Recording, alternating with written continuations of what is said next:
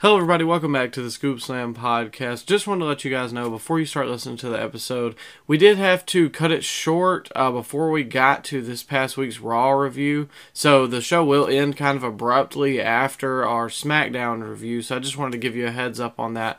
We will be back next week. Make sure to follow us at Scoop Slam Podcast on Twitter, Instagram, all that good stuff, and enjoy.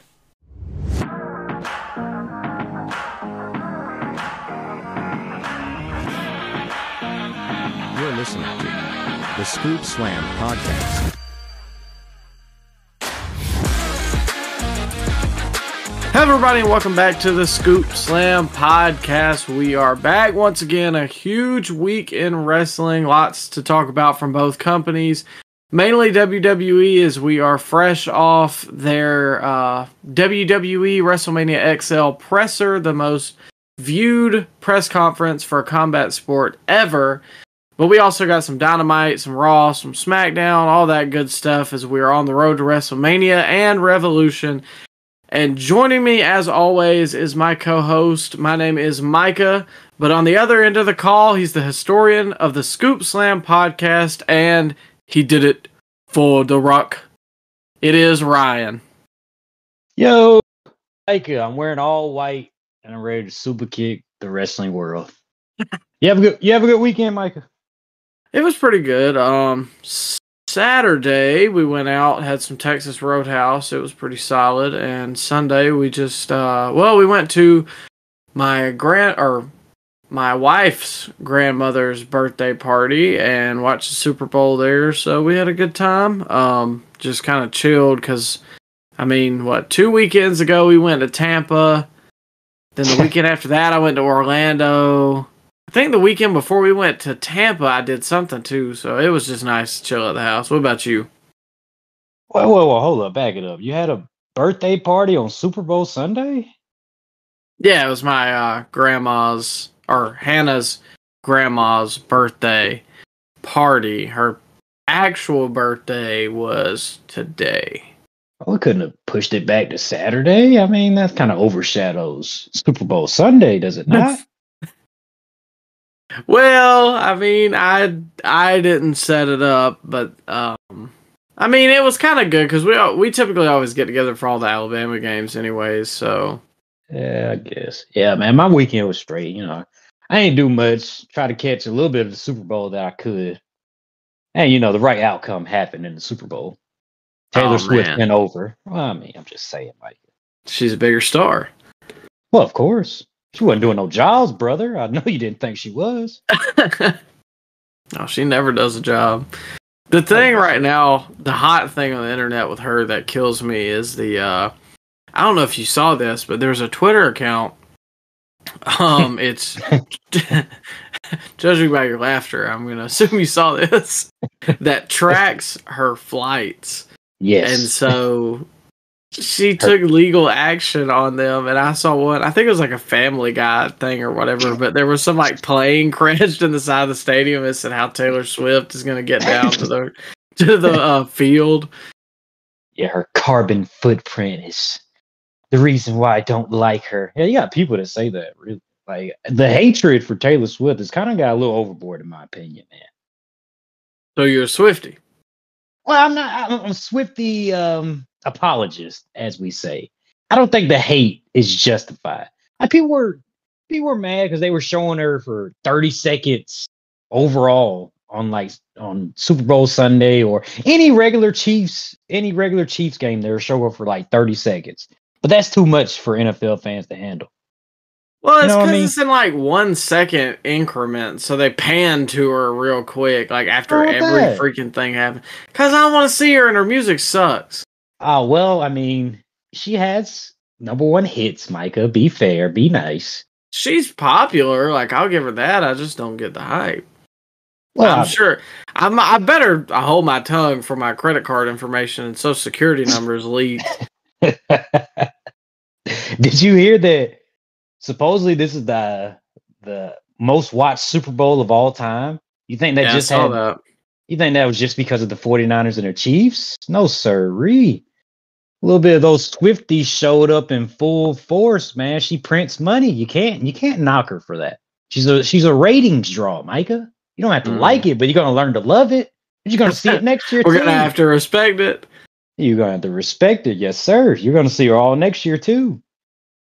Think she'll be at WrestleMania against Io Sky. Yeah. Oh God, I forgot that was an actual question to ask. but still, though, Micah, I lost my train of thought, Mike. I don't know where I was going with that. But good Super Bowl, though. Good Super Bowl.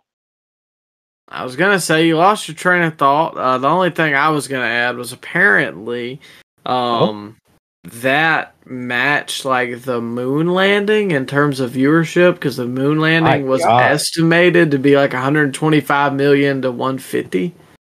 Jesus, I buy it. I really do buy it. She prints money wherever she goes. I remember what I was gonna say too, man. Did you see any of the wrestling commercials that we had? We had 3 of them. The only one I saw that I remember was the one with Jade. She was in the Mountain Dew commercial with Aubrey Plaza and big deal, huge deal. Yeah, I don't remember the other guy's name, but he plays Ron. Nick Offerman, his real name, but they play Aubrey Plaza and Nick Offerman are in Parks and Rec. Oh, huge deal. I mean, Jay hasn't even had a match on television, and they put her in a Super Bowl ad. Like, how crazy is that? Well, she's got the look. I don't blame him at all. Bro, if you're on the AEW side, your contract's coming up, how can you not look at Jade and what Cody, rubbing elbows with The Rock? How can you not look at that and be counting down the days till your contract's up? Well, I'm sure Ricky's got a spot. Wardlow. Maybe one Maxwell, Jacob Friedman. Oh, who knows? But there was Stone Cold. Stone Cold had an ad too. Yeah, what was that for? But he had a mullet. Look like Stunning Steve. Oh man, I don't know I can't remember what that commercial was actually for. What was the other one? They actually did have a trailer for WrestleMania. Really? I didn't know that aired during the Super Bowl. Oh yes, sir. It aired during the Super Bowl. I think it aired on Raw too. Okay. I saw the one on Raw, but to be fair, I missed like the first half of the third quarter, so maybe I don't remember when it came on. But still, huge deal. Huge deal. And Usher out there stealing Alicia Keys. Hey man, he stole the show. He had a great halftime performance. Yeah, I enjoyed it, man. All I could think about is that Boondocks clip where he's like, but Usher? Man, there was a bunch of this has been a great week for memes, especially the wrestling stuff, because the Roman stuff caught fire. Yeah, where he's like, get this bum out of here. And the Rock one has cracked me up. You don't have to like it, you don't have to love it, but you got to respect it. And then there was another one from that press conference that I can't even remember. Where he slowly walks up to Cody. Yeah. And it pans over to Cody. Some great camera work. But like Roman was little brother. Oh, man. But there's a key detail there we're going to get to. I'll save my thoughts for that, because Roman was following Rock in the back. He kind of had to. Well, he is the most famous person on earth. But before we get too far into all things WWE, let's go ahead and start with the start of our week. Last week was AEW Dynamite on Wednesday, and they opened up the show with the number 1 contendership match for the AEW World Championship at Revolution. The match was Hangman Adam Page sporting his best stash, I'll leave it at that, versus the hottest act in AEW right now, Swerve Strickland. Now, yeah, the crowd was hot, which, like I said, Swerve's very hot. Admittedly, I did not want to see this again. Dang. Starting out hot, huh? No, hold on. A couple weeks ago, I said when Swerve beat Hangman at Full Gear, he went 2-0 against him. And I remember saying that I felt like there was no reason to have this match again. Swerve beat him twice. And ultimately, they had a Texas death match. You can't kill one another and then top that. You know what I'm saying? So I thought that there was no sense in having another match. However, I felt like they made it work. And so I have a couple thoughts about this match. Me and you may differ, but I'll go ahead and open up with one of mine. I actually enjoyed this match for the most part, and I thought the opening psychology was a big reason of that. It was a nice change of pace for AEW, and especially these guys, because it was a lot slower. They were almost feeling each other out, but it wasn't that. They've had multiple matches, so they knew what to expect, so they didn't know what to do against the other guy, if that makes sense. I'm sure it was set up that way on purpose, but Swerve, who technically was the heel, came in with the babyface role, whereas Hangman, who's technically the babyface, was kind of playing the heel role. So it was like a double turn, kind of. And I just like that whole beginning of the match. I don't know how that was possible, but they pulled it off because Swerve did break into Hangman's house and kind of terrorize his baby. So, I mean, looking at that starting point that they had and what they got now, I mean, it's pretty impressive that they could pull off a double turn. I mean, you know how it is. The NWO kind of ruined heels, and now it's cool heels, and it's been that way for a long time. Still insane, though, Mike. If somebody broke into your house and stared over your baby and threw a T-shirt down on their face, I mean... Covered them in merch. Yeah, well, I guess, you got to represent the merch. But still, though, Mike, if somebody... It was almost impossible to pull off a double turn at that point, but they did it, so I give them credit for that. And the crowd was insane for this match, and they got good chemistry together. I can't hate on this match too much. I mean, the only nitpick I can have about this match is Prince Nana being a goof. Didn't he dance to fire up Swerve so he beat the count? You remember seeing that? I mean, That's garbage. Why you could have left that out? I wasn't gonna say anything. That's stupid. Come on, man. What was the point of that? Just to add a little comedy spot. That's the only reaction Prince Nana gets. You notice that? Doing a little dance. Give him mic time, but let him do a dance. Well, I guess Swerve can cut his own promos, but I typically would hate it, but it's gotten kind of over, so I can't say too much.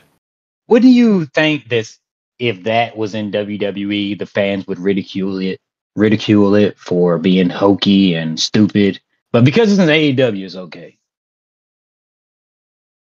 I mean, maybe, I don't know, because the Jey Uso thing is admittedly kind of dumb. Well, no, come on, he doesn't do it during the match. He just fires up the crowd. Well, I guess that's true. You're probably right, but I can't think of an instance to be on one side or the other. Man, Brodus Clay was dancing. People made fun of that, but Nana can do it. That was a little different, I feel like. I guess. I don't know. I'm nitpicking, though, Mike. Overall, this was a good match, though. They did a lot of moves. Crowd reacted. Swerve's the most over guy on the roster. I think I did predict this a couple months ago. They were going to do a triple threat. Yeah, you did right. Coming out of the gate, basically, for like the start of the year. I think it was like their first Dynamite of the year was at Daly's Place or something. And you basically said that it was going to be those two for a number one contender match.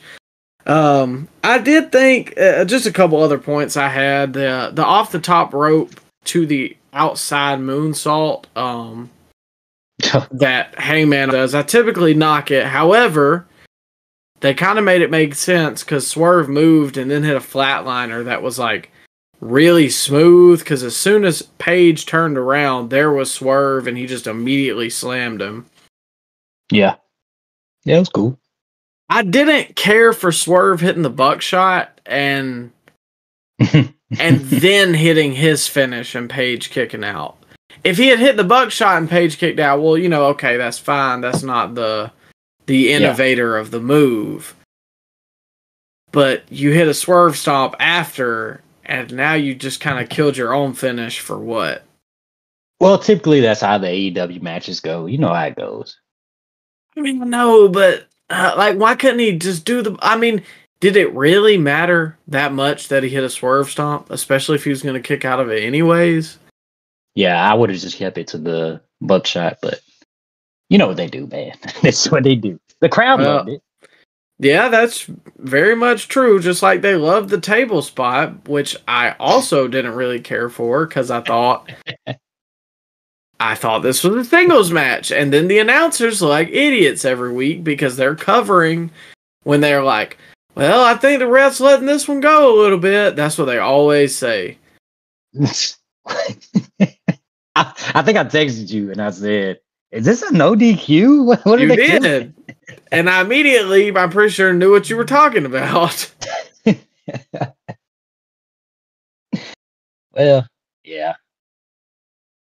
So, I mean, again, and that's all just nitpick stuff, like you said. I mean, overall thoughts, I did actually really like this match. About 20 to 25 minutes of it, at least. Mm-hmm. Towards the end, it felt like they ran out of stuff to do. So they did everything. I mean, that's how those matches go, though. Once you're 30 minutes deep, if it's an AEW match, especially, they just have done everything. And again, that's like I'm saying, that swerve stomp was needless. And I felt like it kind of went off the rails there they lost what was a really well put together match. I understand for the purpose of the angle why it went 30 minutes. But again, there was stuff they could have cleaned up and it would have been seamless the whole way through. There was no sense for the swerve stomp. He could have saved that, hit it once, and that been, a big kick out spot, but instead you double stack a kick out for nothing. But like I said, most of that stuff's just nitpicking. Overall, I thought it was a good match. I did enjoy it. I'm high on Swerve. I'm not high on Hangman, even as a heel. And I would rather it be a one-on-one. I got a bad feeling, man. I think they're gonna give Hangman this title, and then we're gonna have Swerve chase for a little while, and then we get like a reunion with the EVPs and Hangman together. I got a very bad feeling about that. I didn't even think about them two winning the tag titles and that being, but that makes too much sense to probably be wrong. Yeah, I got a bad feeling. I think that's where they're heading. I mean, we'll see. That's why I don't want Hangman. That's the thing. I know because Swerve has beaten him twice, and Joe is a little older, so they're not going to keep it on him for a long time. That you're probably right. It's going to be Hangman, and I don't want to see that again, especially as a heel and not with the Bucks. But I don't know. I will give them props for this. They're at least building to something with this match a month before the pay-per-view instead of a week. Yeah, it should be a good match too when it gets there. Yeah, I mean it'll be a good match, but it'll hinge on the ending. Yeah, it'd be a good match. I'm just not interested in the story at all. I think they'll heat it up. You think so? They got a month. That's like I said. That's longer than they normally give them. I guess. Is there any storylines that you're interested in AEW at the moment at all? This, slightly, and then Sting and Darby. Sting and Darby. We'll get to that later, but I don't know. It'd be a good match, but as far as the story goes, I'm just kind of, it's there. Well, that's the problem in AEW right now, and I won't harp too much on this maybe till we get to closer to the end of the show, but like WWE has a lot that is for Ooh. certain, but is not for certain in terms of where things are weaving as we get closer to WrestleMania. And AEW, it's typical. There's good matches, and I think they're doing things to turn the ship in a positive direction. Obviously, well, that's what I'm saying. There's a couple stories, and it's not just, oh my God, there's a pay-per-view in a week. Let's make up 1,000 reasons why 1,000 people can be on this card. So far, there's reasons for a couple of the matches. They got a couple weeks to put some more fluff in there for some other matches, but I don't know. It's like 3 months away from Mania, or 2, and you've got crazy amounts of stories. Yeah, and then you got other stuff on the show, like the CMLL invasion. Who asked for that? Who wants to see that? I couldn't name you one guy that's in that group in CMLL. You know Mystico. Sin Cara? Yeah. I didn't want to see him when he was Sin Cara. I know Mystico. No, I don't want to see Mystico either, man. I didn't say you wanted to, but You got no choice, I guess. Well, I guess we do have a choice. We're not going to watch it. We're not going to watch the weekly CMLL segment. Sorry, you guys. Well, I'll tune into them and we'll see. But this week I did not. Actually, I did watch it. There was just nothing to really remark on. But I got a couple little stuff here that I don't think that I exactly told you to tune into, but just some thoughts I had. Tony Storm versus Red Velvet honestly wasn't bad. I mean, it wasn't crazy, but I think Red Velvet is one of their better workers because it was a pretty smooth match, which obviously Tony's, former WWE talent. She's been around the world. She's a good in-ring wrestler. Just her gimmick is but it was just a lot smoother and more well put together than most of the women's matches. So I feel like it at least deserves some praise because most of the time there's a botch or something crazy. Yeah, I did. Well, this match was on in the background, so I didn't watch it, but I did hear Deanna Purrazzo's commentary, and she stinks. She sucks. I'm not gonna lie. I don't think I had it at like full volume. I didn't really pick anything up. Well, I'm sure it was a good match, though. You're a little harsher than I am on them, though. A couple other things. How does anybody get over in this segment involving Cassidy and Trent and Rocky Romero and Renee? Did you see it? I mean, like I said, I know I didn't tell you to watch it. You did? I did. Yeah, I thought it was very strange, and I was wondering who is this for? Are they just doing this to entertain themselves at this point? I guess. Like, I don't even know how to explain that. It intentionally looks like it went off the rails. And all the people on Twitter are like, oh my God, the character work for Orange Cassidy. He only said 5 words in his promos last year, but this year he's up to 7. Like, they didn't say anything, and then they were like, yeah, I guess that I'll face I'll face Ishii on Saturday again at Collision. Oh, what? Orange, you're sure you're gonna do that? Yeah, I guess. Okay, let's all put our hands in. Yeah, I can't stand Renee. I used to love Renee, but I can't stand her now. She's fallen into some bad habits since she's came to AEW, and people comparing her like Mean Gene, like the best backstage. Yes, people say this, Mike. I see the comments, man. People compare her to Mean Gene as far as a backstage interviewer. She has so much charisma, Micah. Like, people say this, man. Well, like, people lost their minds. Mean Gene is like, okay, this is gonna be a deep cut. Have you ever seen that women's Olympic swimmer for the U.S.? Her name's Katie Ledecky. She is she has like the top 22 fastest times for women ever. Nah, I've never seen it. Well, I've just seen her stats, and like I said, she has the like top 22 or 25 fastest times ever alone. Just her. That is Mean Gene compared to everybody else. There is no backstage interviewer to me that compares to Mean Gene. Oh, it's kind of like Wayne Gretzky compared to everybody else, huh?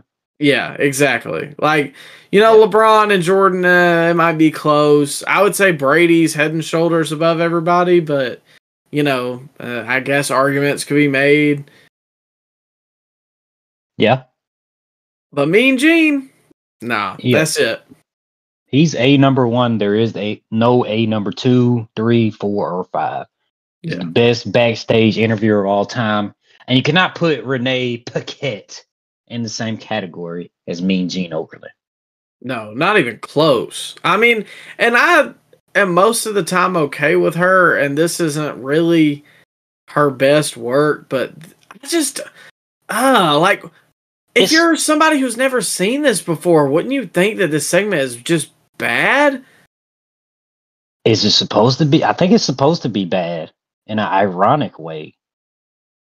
But you don't know that it's ironically bad unless you got to be in on the joke. Yeah, I know. But that's who they're booking for. The people that are in on the joke, that want to like everything. They can say no negative things about the show, or you hate pro wrestling.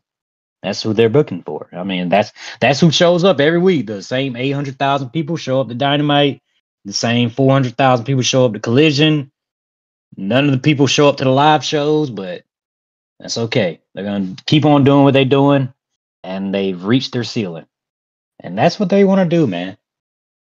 Well, speaking of Cassidy, a main event level group is feuding with him, and I say main event level in quotation marks. The Undisputed Kingdom feuding with Orange Cassidy's group. That will tell you all that you need to know about their placement on the card and on our show.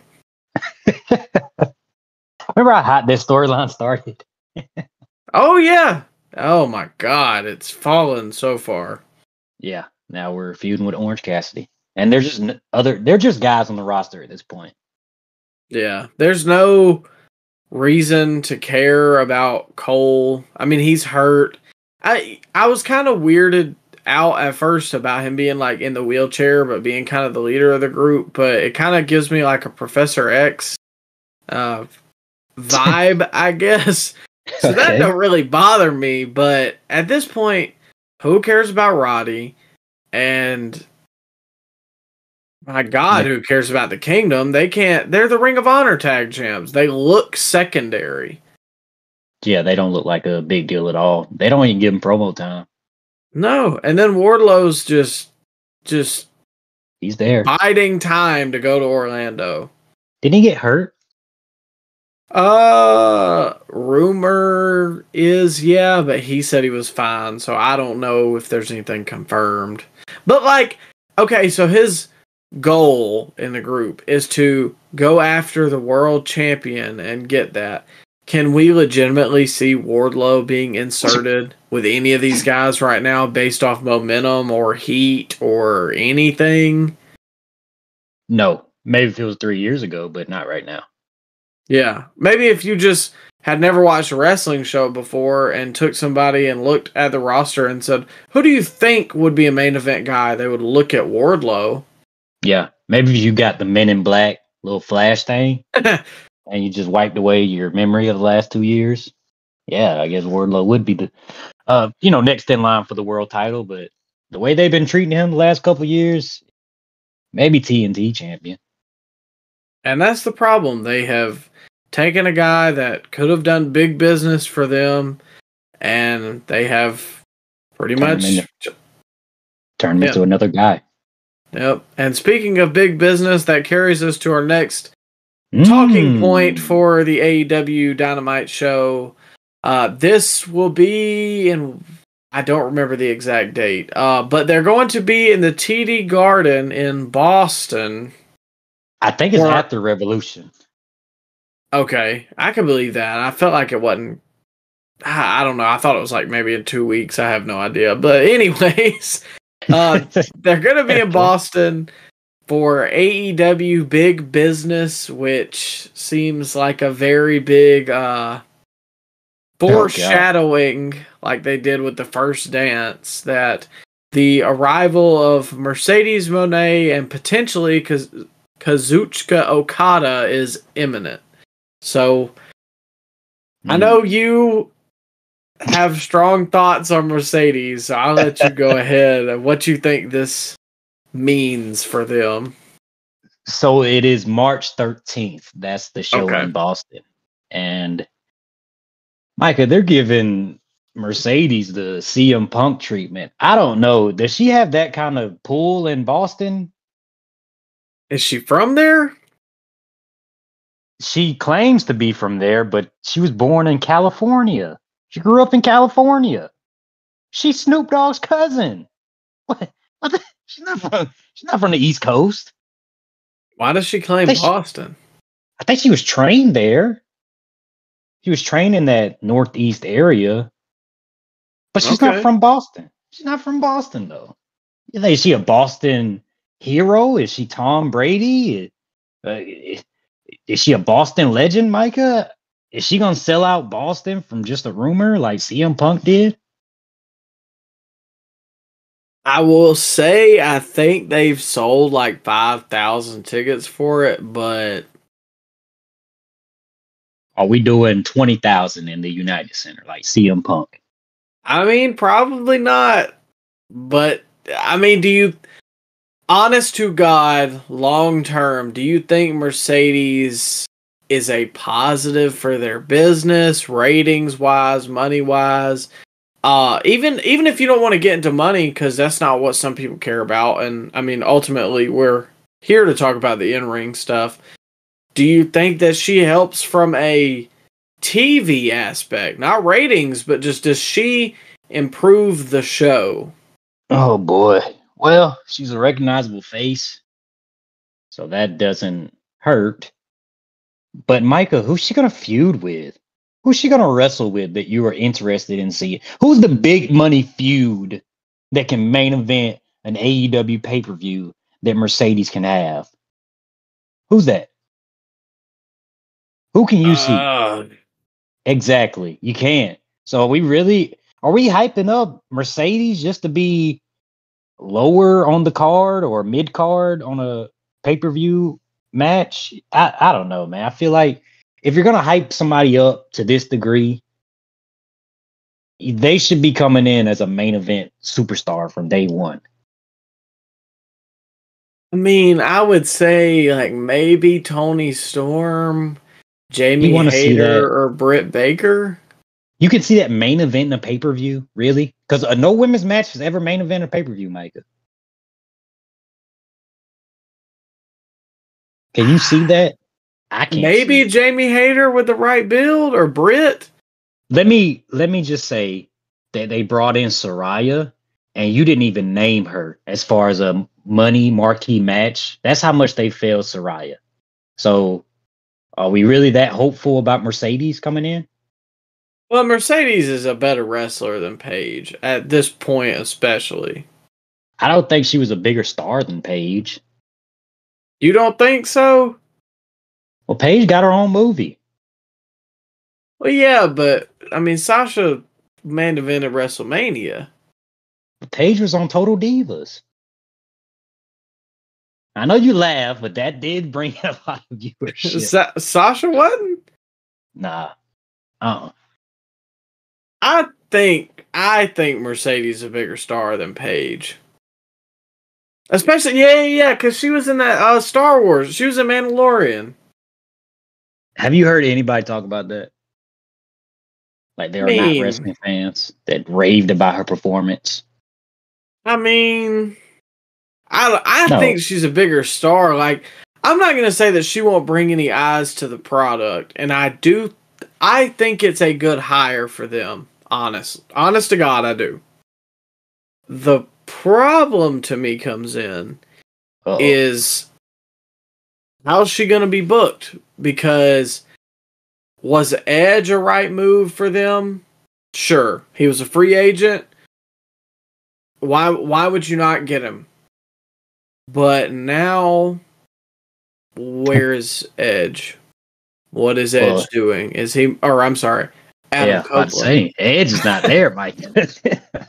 Adam Copeland's there. Is Adam Copeland doing numbers? Are we interested in Adam Copeland on TV?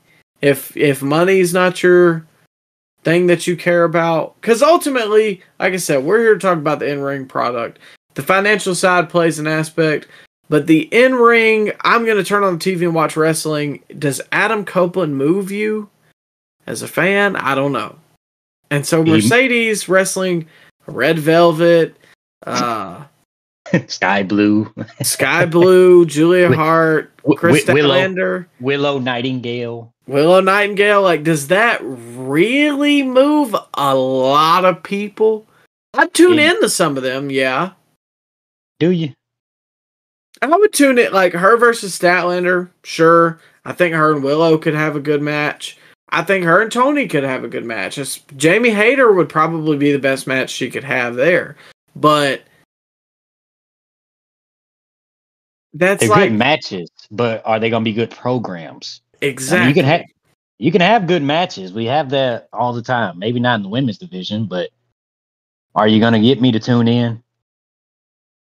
Probably not.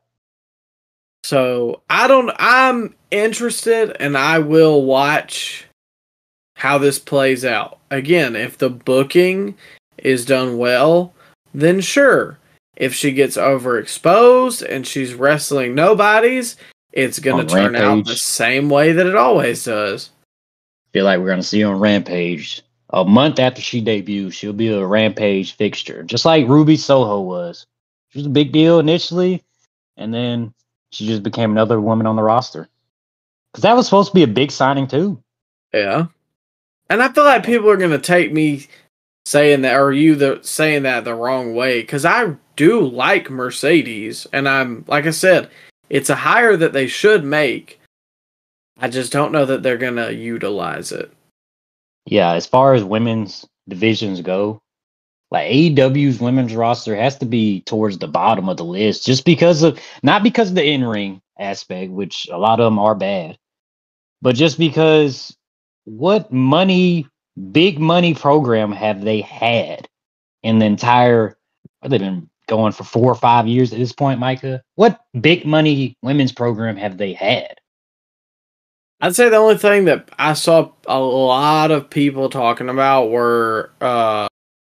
was the Thunder Rosa Britt feud. I wouldn't call that big money per se, but it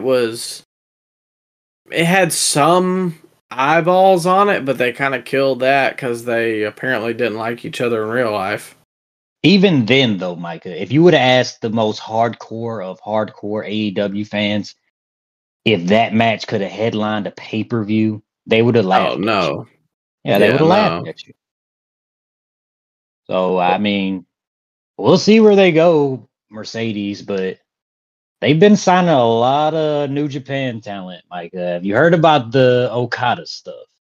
Yeah, that was one thing I wondered, too, with the big business tagline. You know, he's the Rainmaker.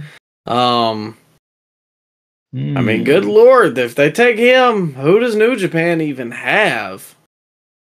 I thought he was going to commit to Chase U, man. I thought we were going to get Kazuchika Okada and Chase U. He entered the transfer portal. And honest to God, I understand he's a good wrestler. No, here we go. Yeah. Does Okada move people that aren't already watching AEW? Like, is he gonna bring in new fans? Yeah. No. He'll have good matches, but he's not gonna sell out any big buildings with just the name in itself. You know, they're not gonna sell out Madison Square Garden with just the name Okada.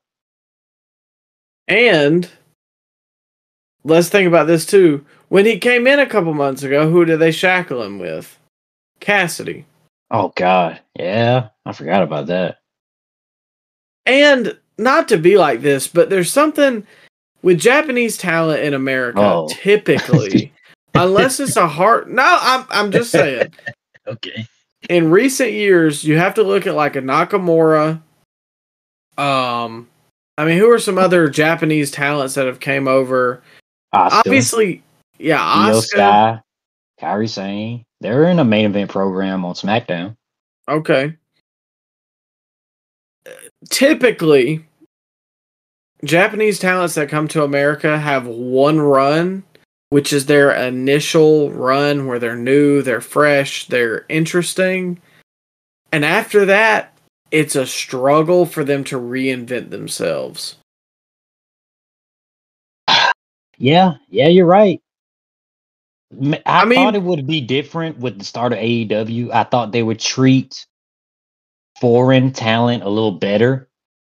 But then you look at guys like Andrade, they had everything as far as a look and an in-ring aspect, and they didn't use managers. them. Yeah, and they didn't use them.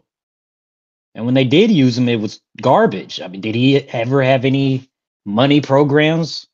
No. Did he ever have any money pay-per-view one-on-one matches? I don't think so. Not in AEW. Not that I remember. So what are we going to get with Okada? Like you said, it'll be good matches, but whether it does business remains to be seen. But speaking of Japanese talent, we will move on to a match involving one of the hottest young Japanese prospects, Konosuke Takeshita. We got us. I mean, it deserves acknowledgement. Go ahead. Chris Jericho versus Konosuke Takeshita. Easy for me to say. This was god awful. Hot garbage. Mm-hmm. Did you actually watch it, or because I told you? Okay, I did all the way through. I told you it was bad, and you didn't have to. No, I was ready because everybody was dogging this online. 4.5 stars though by one Dave Meltzer. 4.25. I'm sorry. Well, so many missed. Oh, go ahead. You can pause, you, Micah. This feud, the Callis family versus Jericho. Guess when this started? Forbidden Door last summer. Wow. Yeah. August 2023. Yep. February 2024. And is it still hot? Does it move people? Are we getting reactions, Ryan? It moves me out the room to go eat a snack or go to the bathroom. It moves my bowels, maybe. Yep. Mm-hmm. There were just missed strikes, missed moves, botches, unnecessary kickouts of big moves. Yep. Jericho jumping to the outside with a mask on, with the demon mask that Takeshita wears to come out, missing the dive, even though Takeshita sold it, and then the mask stabbing into the mat. Yep. Because he couldn't see. Mm-hmm. Dropped him on a fireman's carry. Jericho did. Missed a code breaker completely. Oh, yeah. What happened to him? He was in pretty good shape. Yeah, he was in pretty good shape 2 years ago. Look at what had happened at the state of Chris Jericho. What has happened? Has he given up too? I might have said this on the podcast, and I didn't believe you then.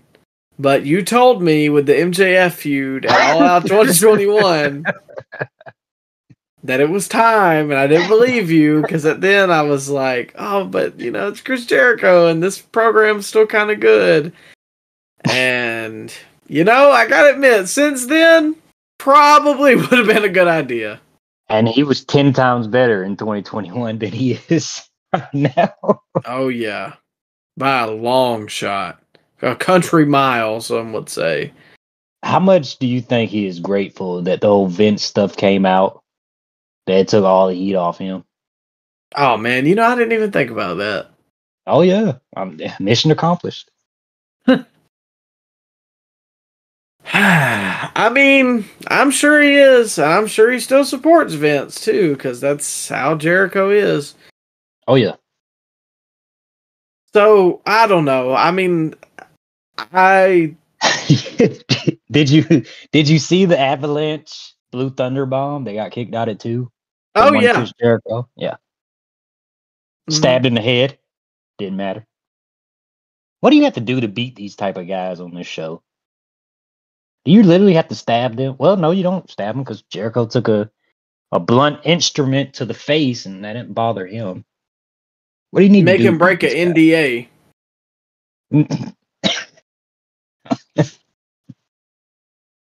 I'll give you that one. That one popped. I mean, that might work. Okay, all right. He hasn't tried that yet, so.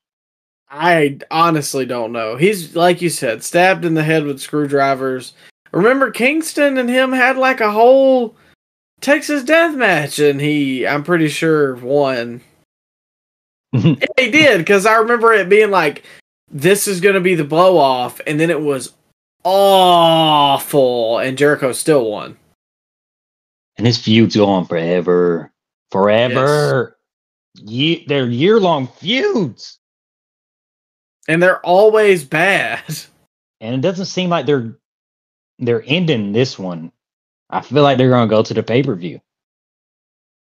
What was the last Jericho feud that lasted like a really long time? That everybody hated? Was it with the BCC? Yeah, I was just about to say the Blackpool Combat Club. Yeah. And I remember the one with Ricky Starks went a while too. Yeah, until Ricky basically just kind of got like pissed, and I think said something about it online, and then they ended it. But but that's what it is. Like, Jericho does something to make people think that he's this like giving veteran, and he puts the guys over. And like, I don't want anybody to think, again, I'm not trying to disrespect the person that Chris Jericho is, because he's a legend in wrestling. There are some rumors that have come out about him negatively, and I'm not going to comment whether they're true or not. I might make a joke here or there. But ultimately, in 2024, Chris Jericho does not deserve the spotlight that he has, because there is not a match that has been good. And for Dave Meltzer to say that this is 4.25 stars is insanity. This was awful. He like you said, he kicked out of an Avalanche Blue Thunder bomb, and it looked devastating too. Yeah, like Takeshita won, so they'll be like, "Wow, Chris Jericho put a guy over." Takeshita should win, and it should have been 5 minutes shorter, and he should have lost without having to do an Avalanche Blue Thunder bomb. Or stabbing. Yeah. But here we are. Just taking up a roster spot. Like a goof. Taking up a roster spot. He needs to go away. Yeah. For like 6 months. Maybe 8. I think we really need to reset.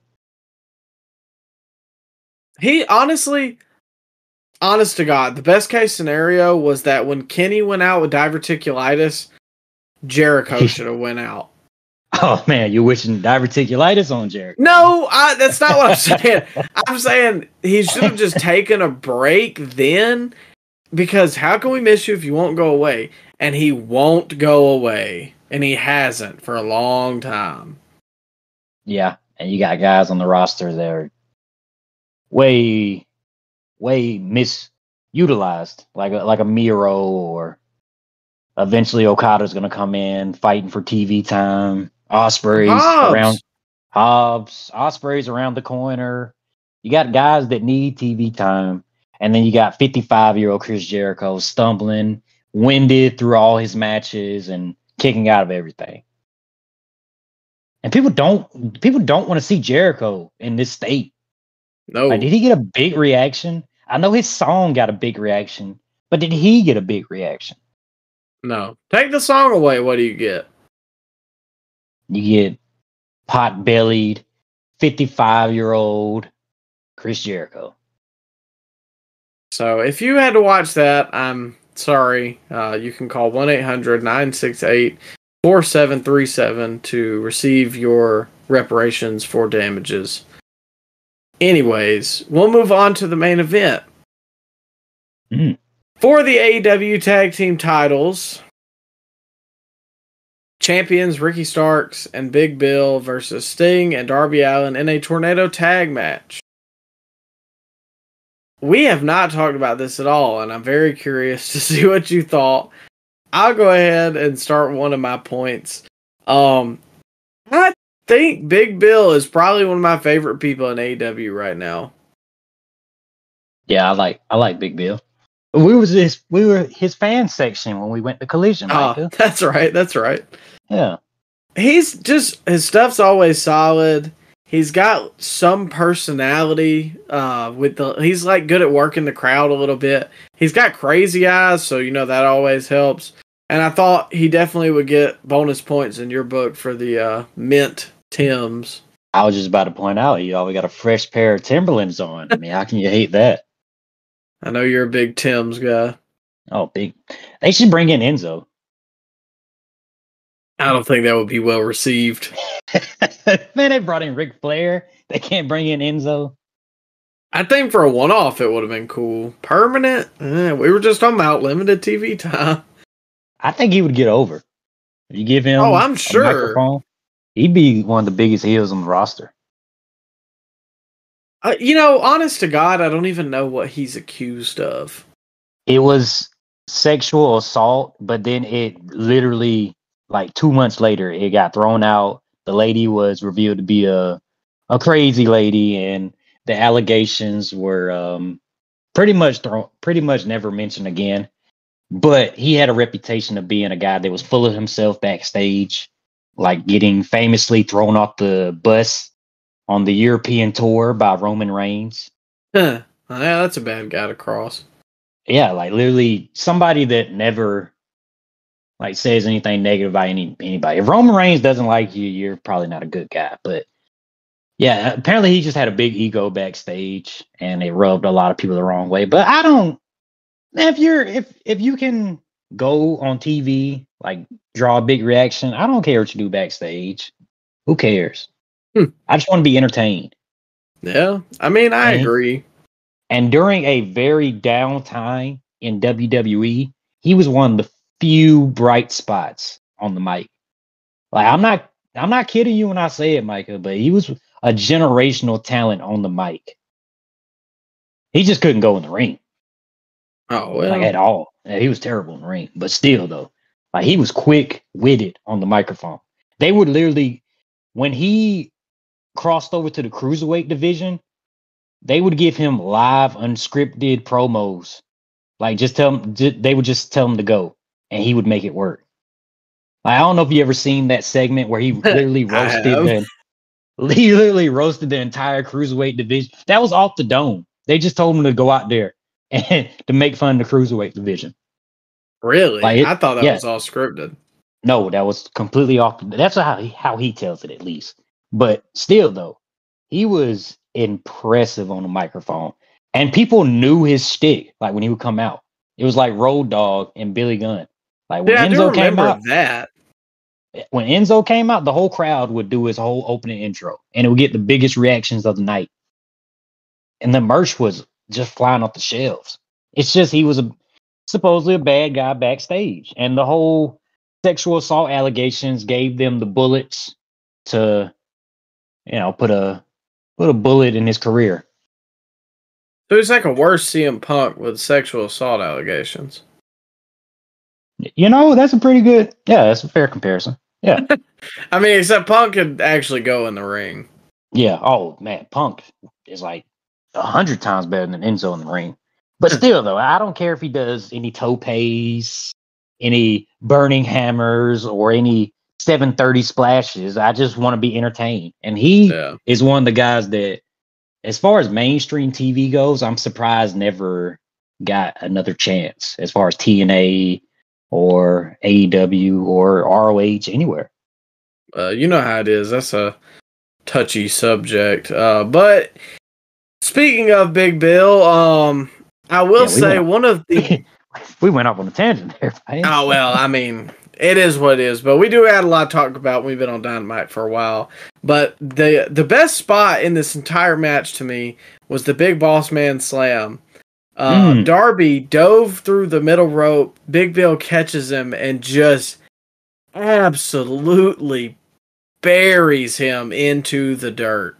Like, god awful. I winced. It was so bad. It looked so nasty, but at the same time, it was such a sick move. Yeah. Yeah, they work well together. Mm-hmm. Well, Darby always is like that with bigger guys because he can sell, anybody in the world. But with a Big Bill or Brody King or somebody like that, he's in his element. Smojo.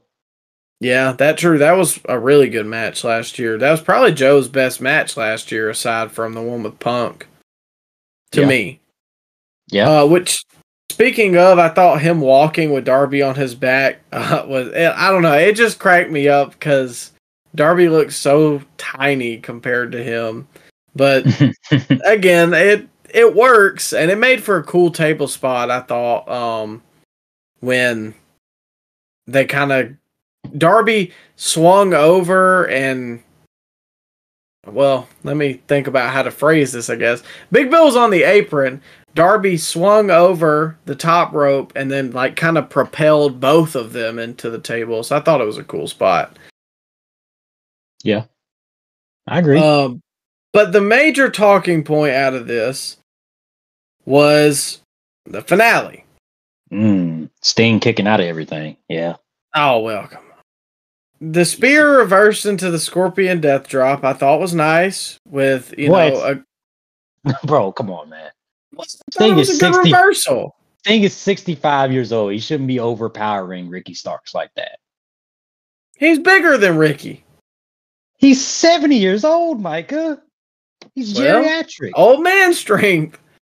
Bro, come on, man. It's the Stinger, man. It's just face paint. You can look past it.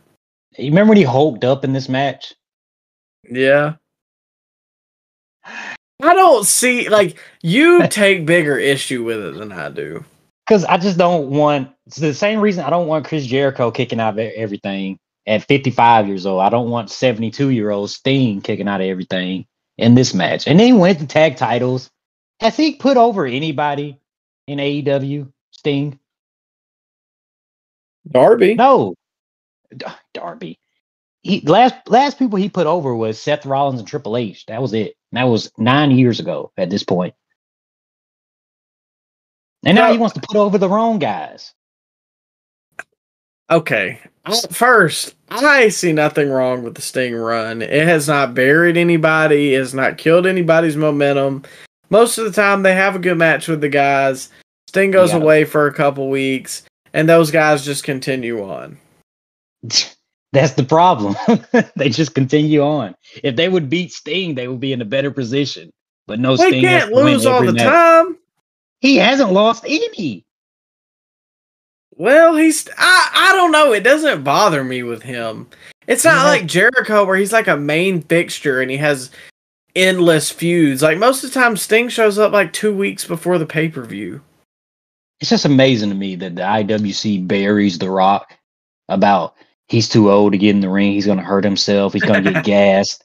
He's coming back to put himself in a main event spot. And then when Sting just hulks up and beats all the younger talent, that's okay. That's fine. That's Sting. He can do that. That's Sting. What do you mean he shouldn't be tag champions? That's Sting. Okay. So you don't think they should have put the tag titles on them? Absolutely not. Even if they were, it shouldn't have been Sting to get the pin. It should have been Darby.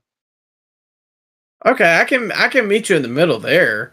I still think they should have got him, though. I think they should have got him earlier. I don't think it was the right decision to take the titles off Starks and Big Bill at this point. And to put it on Sting and Darby, they're in a lose-lose situation now when it comes to the next pay-per-view. Like, if the Young Bucks win, then we got to deal with the Young Bucks every week, Mike. But if Sting wins, then we got to have another tournament for the tag titles. Who wants to see another tournament? I don't think it would be a bad thing to reset that division currently. Oh my God. How many tournaments are we going to get, Micah? Well, I'm just saying. We got one in WWE right now. So Sting goes out without putting anybody over? Hey, it wouldn't hurt my feelings, especially knowing that it's the Bucks. Wouldn't hurt my feelings. What are we doing? Well, anyways, he reversed it into the Scorpion Death Drop, picked up the win. Also, nice. Good on Ricky for actually kicking his legs when he had him back there. I hate when guys go motionless. Wouldn't you be doing something? Well, if you're knocked out.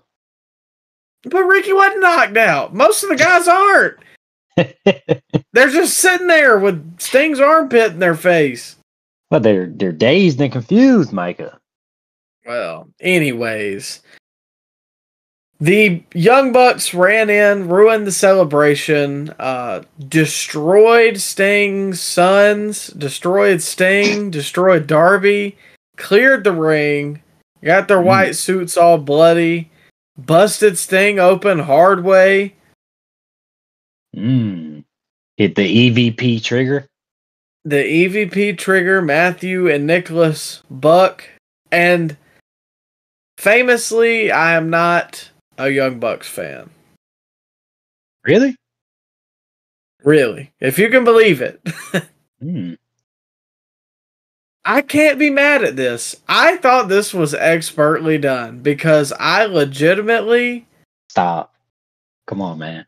I liked this. They beat the crap out of Darby and Sting. Their suits got all bloody. Yeah. And... Yeah, they did. Where's the help from backstage? Well, okay, sure. But then again, that never happens in AEW. Yeah, it does, because the CMLL jabronis can beat up the Blackpool Combat Club, and then you got Christopher Daniels and Matt Menard and Cool Hand Luke. Man, you got a bunch of guys storming the ring to protect the Blackpool Combat Club, but you don't have people protecting Sting. Okay. I mean, I see your point. That literally happened on the same show. I still think the beatdown was a good angle. Come on, man. You didn't like it at all?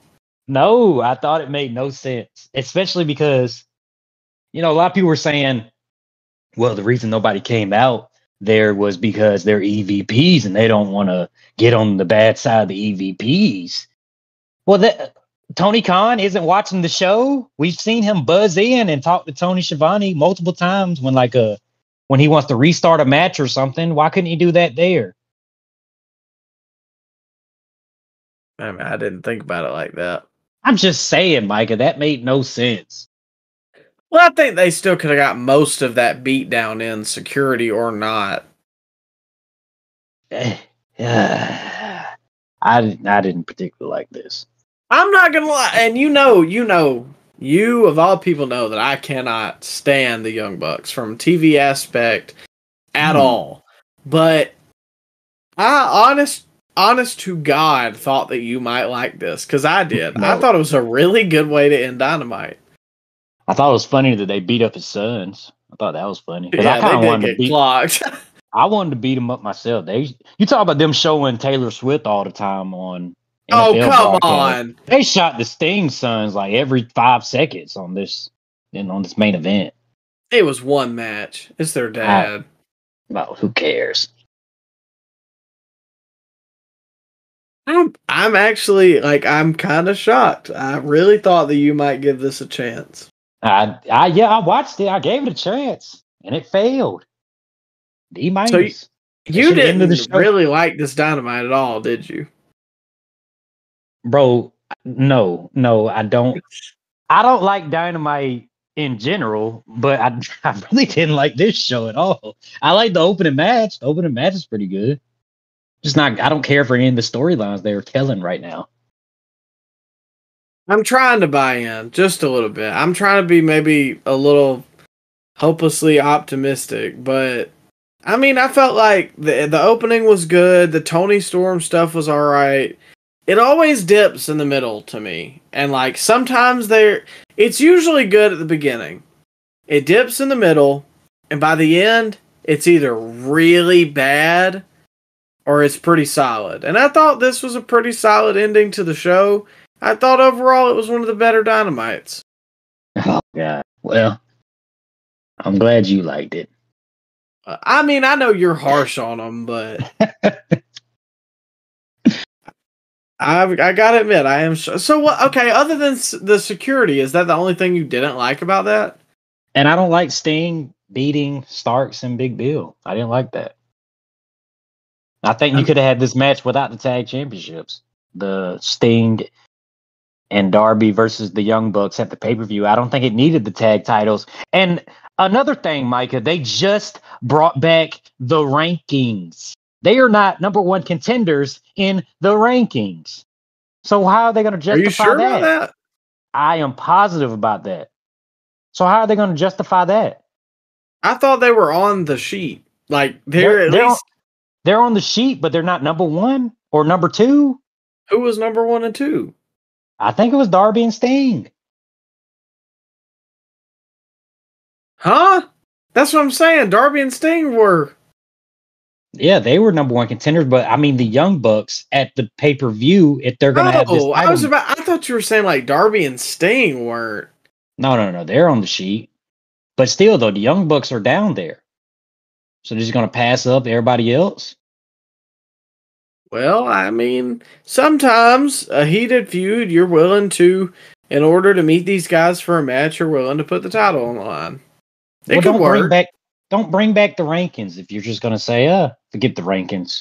Do what we want. Well, not every match has to be based off the rankings, especially like, I mean, if the guy is, if it's okay, so the feud was already going to happen beforehand, but because Sting and Darby were number one contenders, they cashed in their shot. Well, now the match is still going to happen, but Sting and Darby are so pissed off, they're going to put the tag team titles up. It just doesn't. It doesn't fit the sports feel narrative that they're trying to tell when they say they're bringing back the rankings. Like you can't just pass up 3 other teams.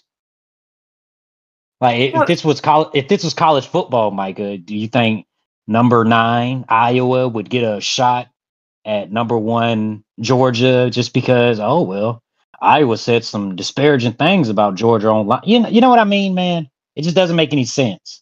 I mean, sure, I understand, but I think I don't know. I feel like that's nitpicking it just a little bit. It's not like they're like not ranked at all. Just bring it back next month then if you're just not going to follow it. I don't know. I don't think that's like too egregious, but anyways, we probably need to move on considering we still got a lot to talk about, but overall, what would you give Dynamite out of 10? 3. 3 out of 10. I give it a 6.8. I thought it was an alright show. You pondered that for a long time, so I don't believe your rankings there, buddy. Well, I was thinking about going a little higher, actually, because I like the beginning of the show, and I very much like the main event and the angle. You must have been high watching this show because ain't no way you giving this a 7. Speaking of things that were high, the ratings for our next event were literally record-breaking, as this was, once again, said it at the top of the show, I'll say it again, the most viewed press conference in combat sports history, the WrestleMania XL press conference. Is that true? That's true. Wow. That's crazy. That's real. That's a shoot, brother. Wow. So, obviously, WWE's doing freaking crazy business at this time. I want to say they had like 700,000 people. No, that might be wrong. I want to say 70,000 watched it live, but it's been viewed. I don't have exact numbers, but I know it said over 200 million times over a 3-day span it got viewed. But Micah, this had more views than the Mayweather McGregor press conferences. I think over time, yeah. I'm like That's I said, crazy. I'll have to look it up, but I'm pretty sure that it was the most viewed sports combat or combat sports press conference, like I said. It was a And big deal. It was a big deal. Yeah, and so let's go ahead and kind of get into it because I'm sure everybody's seen it. Obviously, the talking point out of this was the ending. The Rock, Roman potentially working together, Cody, Seth potentially working together, Cody cashing in his moment. It's his story to finish. The match is made Roman Reigns versus Cody Rhodes for the undisputed Universal WWE Championship. But he claimed that Rock and Roman's grandfather would be disappointed in them if they knew what was going on now. That caused The Rock to slap Cody Rhodes and has kind of sparked the heel Rock run that we're supposedly getting. So it was a big deal. Like, I felt like pretty much everybody on Twitter and stuff like that was watching this. First off, it wasn't just people on Twitter and stuff watching it. You got non-fans talking about it. Like, there's a guy that I work with asked me because he knows that I follow wrestling. He said, "Hey man, why did The Rock slap Cody Rhodes?" And I'm like, "Oh, well, wow. I've never ever spoken to him about wrestling on that kind of level." And I was just running down the details of what happened. And then another person brought it up to me later on that day. I'm like, "Wow, this is really a big thing." I mean, it wasn't, they didn't get the headlines of like the Super Bowl or nothing like that. But as far as grabbing the attention of people that are lapsed fans or people that aren't fans at all, that just like Dwayne Johnson, this got a lot of attention. yeah, I will say my uncle, who watched a long time ago and kind of follows it from like Instagram and stuff, and he'll turn on like WrestleMania. He was asking me questions, like multiple questions, like, so what do you think's gonna happen next, or why did this happen? Like, what's that plan? So you're definitely not wrong. It's got a lot of eyes on it, Bro. I was glued to the screen. I was on my lunch break, and I was running a little long on my lunch break. But when Rock went face to face with Cody, I just said, you know what? F that job. And I just spent like another 10, 15 minutes watching the press conference. I ain't gonna lie, I was watching it at work too. There was no way I was missing that. No, I wasn't. I was right there. I was locked in. So I felt like, first off, Roman cooks Seth. That's always a plus in my book. Secondly, the Bloodline story setting up into Cody interrupting it was perfect. It was great. the absolute representation of what is happening to him.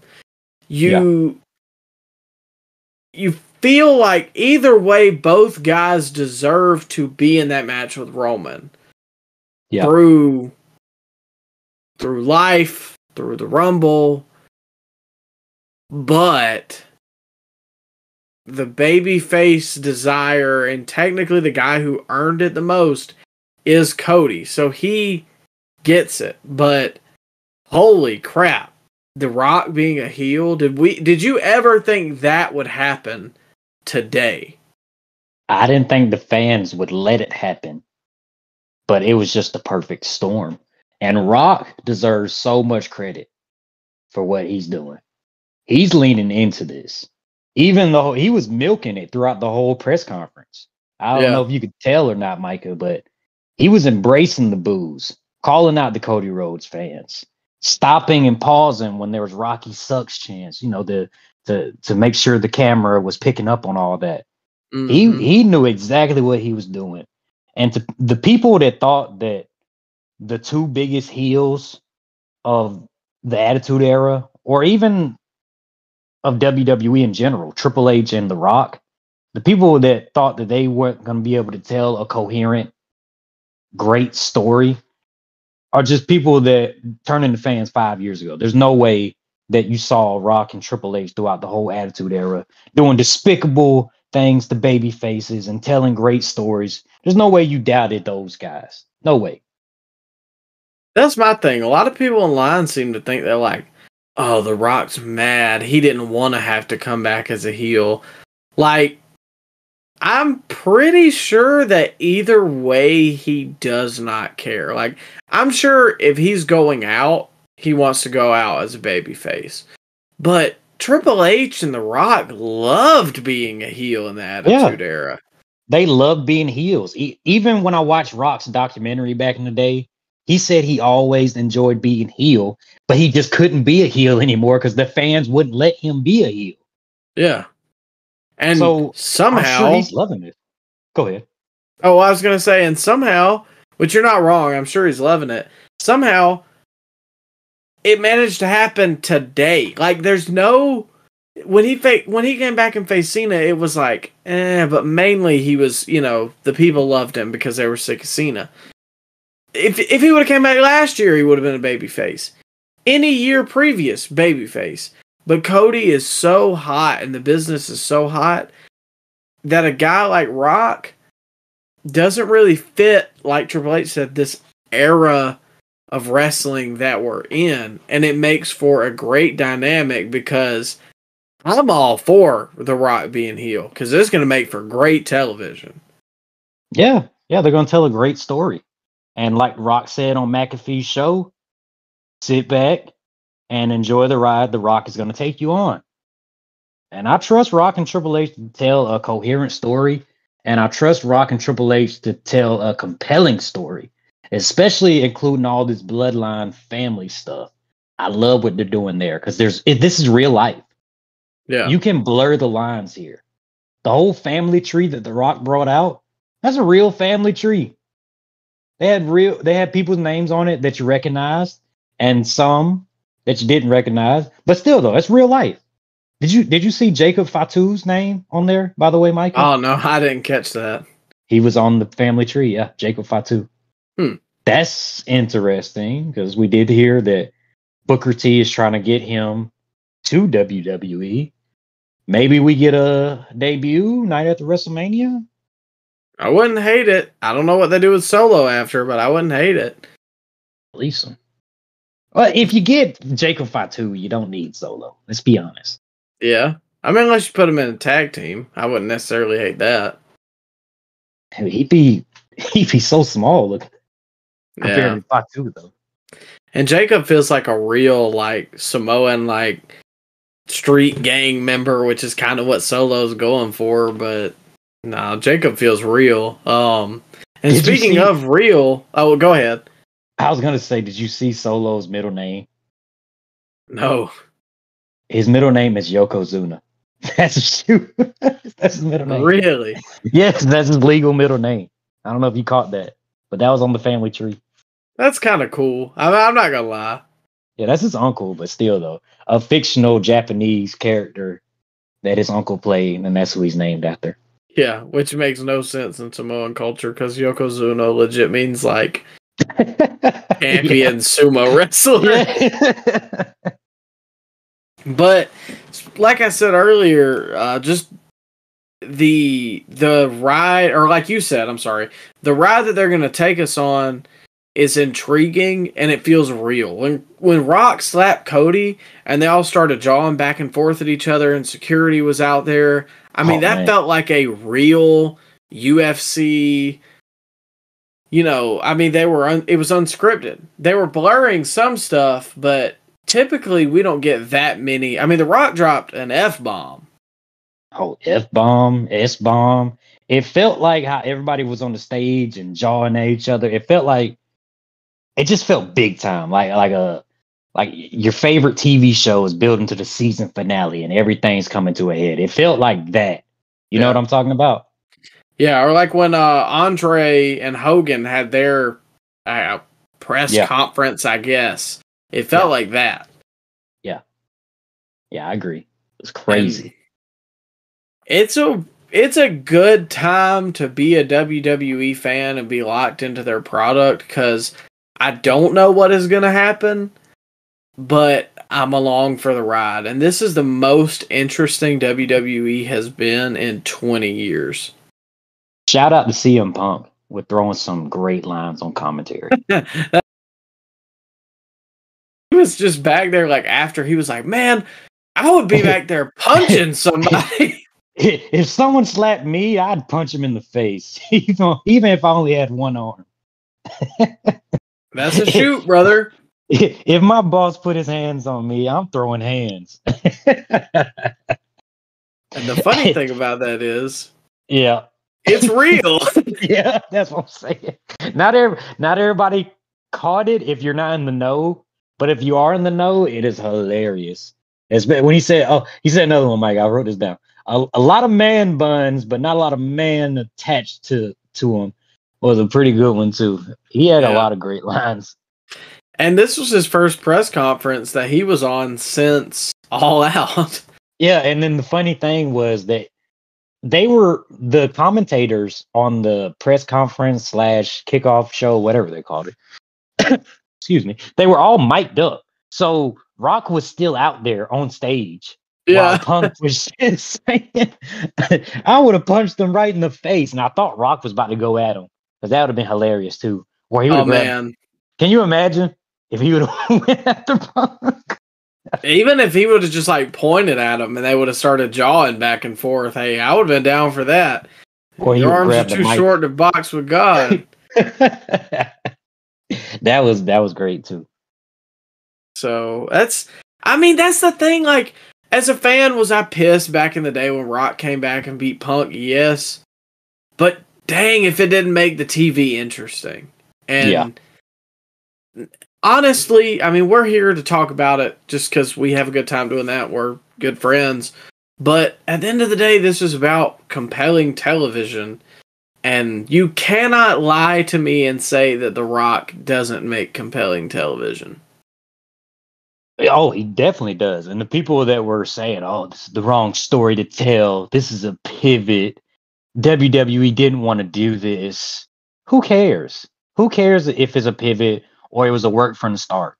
They're going to tell a compelling story, and you better just sit back and enjoy the ride because we know you're going to enjoy it. Yep. And man, I'm ready for WrestleMania. Like, I legit look forward to these next shows, especially SmackDown. I feel like they're doing a better job of getting me invested in the main event story compared to last year. I feel like it's a lot more intriguing that The Rock got involved now. Yeah. Because but you don't know. Yeah. And it's blurring the lines. Well, speaking of SmackDown, The Rock will be on SmackDown this week, so that's definitely going to be a must-watch TV show.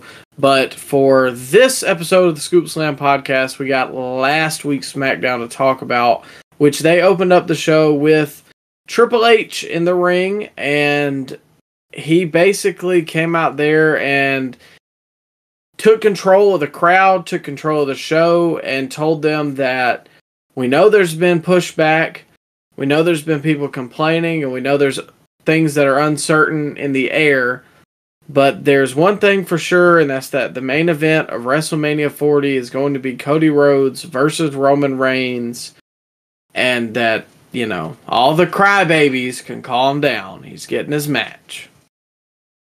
Are we getting a power struggle angle with Triple H and Rock now? Because he did mention that people don't know their role and stuff like that. I could see it. I wouldn't hate it. I don't want a match, but a power struggle. Yeah, some back and forth where it doesn't involve Pierce and Aldis because they're like they're more on like the floor level, but like a Triple H and Rock, like say Rock is about to go out and do something and Triple H is like, no, he's more on Cody's side, which is really funny to think about. Yeah. Yeah, I guess you're right. It'd be interesting though. We get a power struggle storyline. Yeah, which I mean, it does suck we can't get a match. I honestly don't think anybody would want to see that in 2024 from both of those guys. But We can get like a Survivor Series match, can't we? well, Triple H can't get in the ring. Or No, no, are you no. talking about like they represent? Yeah. Team Triple H versus Team Rock, and whoever loses has to step down from the board of directors or something like that. You know? I wouldn't hate it, and I like that they're doing that too. Like mentioning that The Rock is on the board of directors because that's a real life situation that makes the television feel real. Obviously, we know The Rock's not abusing his power. You know, even though some people are running with that idea, well, The Rock, he's on the board now, so he's trying to insert himself into the main event. Like, there's goofs on the internet saying that, well, they changed plans. Meltzer said 14 different scenarios and still got the wrong scenario of what they did. Nobody knows. And what does it matter what the original plan was? The story that we got on TV is that Cody's still challenging Roman, and The Rock and Roman are together currently. So just shut up and, I mean, like I said, enjoy the ride. People can't. They have to be right all the time. Yeah.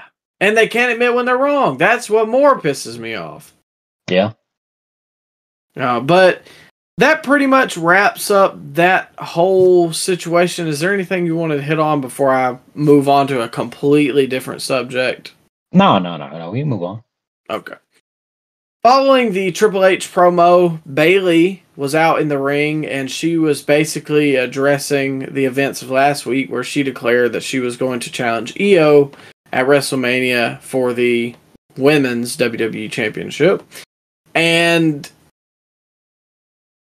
I'm not going to lie, this was not my favorite, which kind of sucks because the Becky one from Raw last night was not either.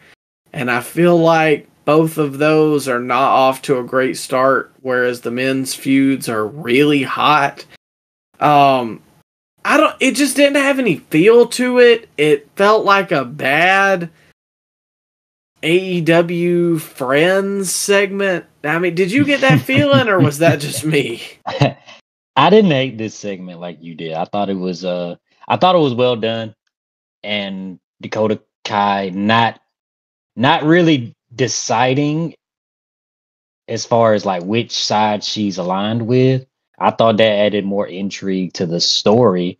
But we really haven't talked about the whole Bayley EO stuff as far as when she made her decision and her choosing EO and the whole group turning on Bayley. We really haven't talked about this.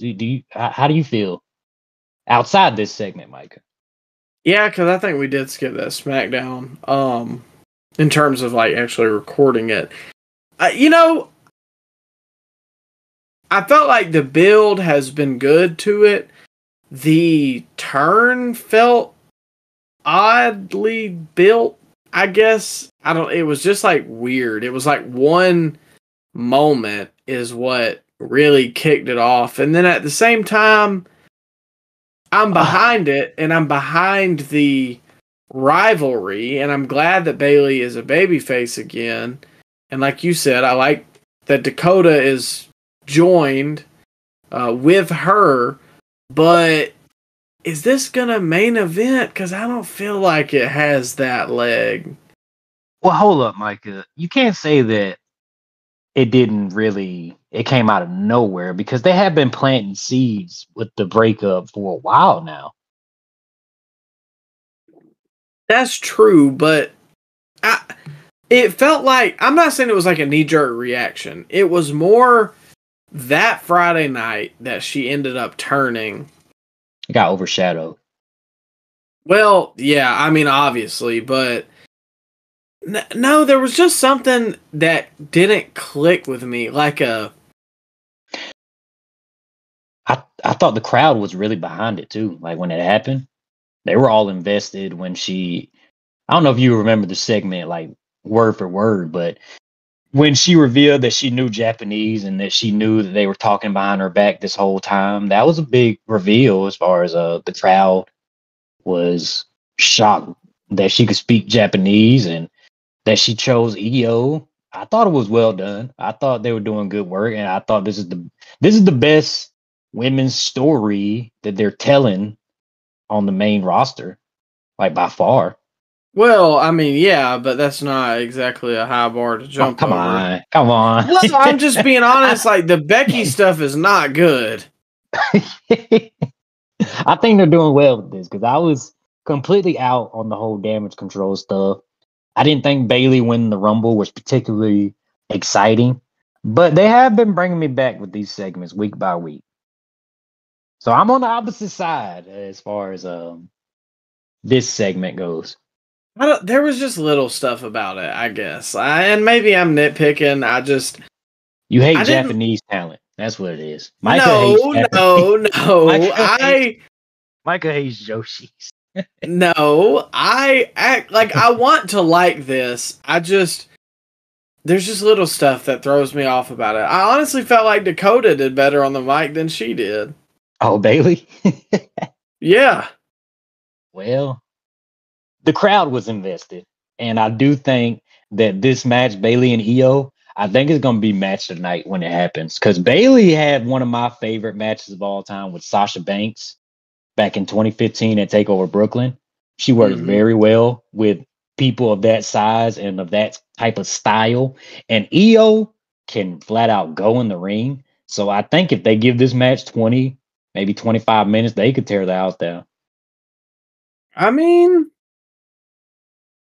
and it's gonna be. I will keep giving it a shot because I want to like it. People want to like Bailey too. Like they have completely rehabilitated her whole persona. When she was the hugger, Micah, she was hated. People were so sick of that. And when she turned heel, it was such a refreshing moment. People were dying. She'd be a babyface this whole time. She's a natural heel. But now people are dying for her to go back to a babyface, and people are behind her. And it's going to be huge. Yeah, absence makes the heart grow fonder. When you're a heel for a long period of time, people want to see you turn babyface. When you're a babyface for a long time, people want to see you turn heel. But it ain't going to be a dry eye in the house if they bring out the Bailey superfan and she gives like a little hug to Bailey at the end of the show. Or not the end of the show, because I don't think it's going to main event. But at the end of the match of Io versus Bailey. I mean, I think it would be a pretty good, you might have just booked that. You might have just booked that WrestleMania moment. I wouldn't hate it. The thing I didn't like about the hugger gimmick was I was like, this is a 28-year-old woman. She was like 21, sure. No, she was older than that. But yeah. It felt like it just outgrew itself. And it worked in NXT. I mean, yeah, that's where she got majorly over, and I will keep tuning in, and maybe I will turn. We will have to see, because it's the road to WrestleMania. They can heat something up real quick and keep having good segments, and I can be locked in. Yeah. But moving on, later on was Tyler Bate and Pete Dunne versus DIY for a #1 contendership match for the tag team titles. I'll let you talk about this one. I don't. This match doesn't move me. It's just moves after moves after moves. No, Tyler Bate's really small, and I have no reason to care about him or Gargano. It was a #1. It was a #1 contenders match. Like it had stakes. I just didn't tell you to watch a random match. It just felt like another match. I like Ciampa and I like Pete Dunne. Like honestly, I do. Just as singles, not with two guys that don't deserve to be there. I thought they worked well together. I enjoyed the match. It felt like an old school takeover match. That's what a lot of people online said. Yeah, it felt like black and gold. Well, I don't know that I would have been a fan then. Oh man, come on. They didn't kick out of everything. No, but it just I don't know. I just don't care. I guess it was a #1 contenders match. You didn't care about the stakes involved. If a wormhole opened up and ate all of them, I wouldn't shed a tear. Oh, come on. No, I don't know. It's missing something. I guess personality. Oh man, vanilla midgets, huh? Yeah. You said it. I didn't hate it, and I like the direction they're going in. So With Pete Dunne and Tyler Bate. yeah, and they gave him actual development as far as gimmicks goes when they gave back Pete Dunne his name. So it's not like they just became a random tag team and we don't know why they're together. They do actually have some sort of a story together. And Tyler Bate has been there so long, Micah. This guy got signed back in 2017 and he was in NXT for so long. So just seeing him on the main roster is something that I never thought I would see. And I think he ain't bad. He ain't bad. His stuff looks legit. He throws some punches that look good. He can actually go in the ring. He's not just a finisher, kick out fest guy. He can go. He's just like 5'6". So that's something that's gonna hold him back. But as far as a tag wrestler goes, I think he can go far in WWE. Well, I'll tell you what, I'll keep giving it a chance and we'll see. But I don't make any promises about my feelings changing about him or Gargano. Gargano, dude. Well, that is the exact issue. He didn't do anything. But we'll move to the main event. Or did you have something you were about to say? No. We'll talk about it later, maybe. I don't know. Well, Sami Zayn and Randy Orton met for the first Elimination Chamber qualifying match in what was, correct me if I'm wrong, is this a match that has ever happened? Randy versus Sami? Yeah. It's got to have happened. I would assume. I mean, they've been around a long time on the main roster. Had to have happened. Well, I mean, that's true, but I can't remember it, so maybe it has, but I mean, it wasn't exactly a match with a crazy amount of heat, but I thought it was intriguing nonetheless because both guys are probably some of the best workers in WWE right now. I know we dog Randy for not really having his matches, but the crowd's move set. Yeah, the crowd's behind him, and I mean, he's a safe worker and he's a big character. Yeah. The crowd. You said there was no heat for this match. I disagree. I think the crowd was very invested in this match. No, I meant more like there's no heat between the guys. There's no love lost. Oh, okay. Yeah, I get what you're saying. And we talked about this a little earlier. I don't even remember if this was on the show. I think it was before, but when me and you were just talking. There was a really cool angle with the superplex. It was shot like below the pole, and it made it look that much more devastating. I thought it was a really cool angle, which is something that WWE's trying a lot of different presentation stuff right now that I'm really enjoying. And honestly, I gotta say it, I'll see if you think the same thing. I think the best thing that WWE has done in the past 10 years is to get rid of Vince McMahon and to get rid of Kevin Dunn. Well, it's probably the biggest thing WWE has ever done is get rid of Vince McMahon, but it's a very different presentation style, and I enjoy it. It's a lot less zoom in, zoom out, a lot less camera cuts. Like that shot you were just talking about, it was just one shot. They didn't cut away. They didn't go to a different angle. No, it was all in one shot. And that was so refreshing to see. Yeah, the camera cuts is what really, really made it. Sometimes a not enjoyable match. It didn't feel. I don't even know how to explain it.